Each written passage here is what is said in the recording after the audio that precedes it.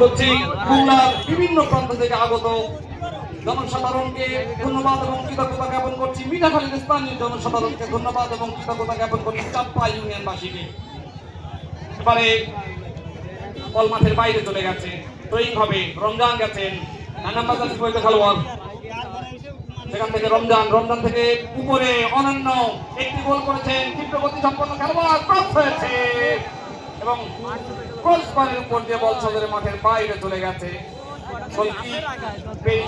Football দলের পক্ষে আমরা দেখতে পাচ্ছি বলের দরকার, যারা ভলেন্টিয়ার রয়েছেন একটু সক্রিয় উঠবেন।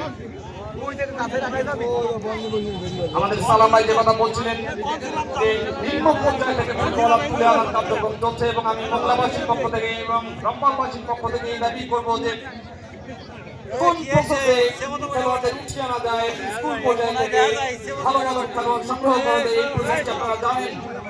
আপনারা আরো সক্রিয় হয়ে কাজ করবেন, কেননা যুব সমাজকে এই 16 বছরের যে অন্ধকার ঘিরে মাদকের মধ্যে আসক্ত করে ফেলেছিল, সেখান থেকে ফেরার যতগুলো মাধ্যম রয়েছে তার মধ্যে সব থেকে উপযোগী মাধ্যম হচ্ছে ক্রীড়াঙ্গন এবং এই ক্রীড়াঙ্গনের ফুটবলারদেরকে ফেরানোকে টার্গেট করে আমাদের এই টুর্নামেন্ট। যদি এবার কিন্তু মিডফিল্ডে দিয়েছেন, অসাধারণ প্লেসিং ছিল,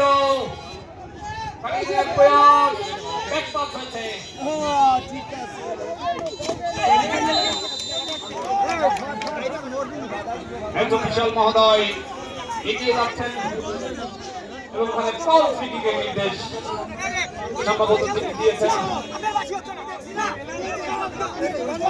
আরো একটি বিপদের সম্ভাবনা কিন্তু থাকবে। আমরা দেখছি ফুটবলের দাবি আদায় করার যে তর্কটা সেটা হয়েই থাকে আন্তর্জাতিক পর্যায়ে এবং দুই দলের খেলোয়াড়রা যথেষ্ট ভদ্রতা সহকারে তাদের দাবি আদায় কার্যক্রমে নেমে পড়েছেন। যদিও আমরা জানি না তো বিশাল মহোদয় অত্যন্ত অভিজ্ঞ।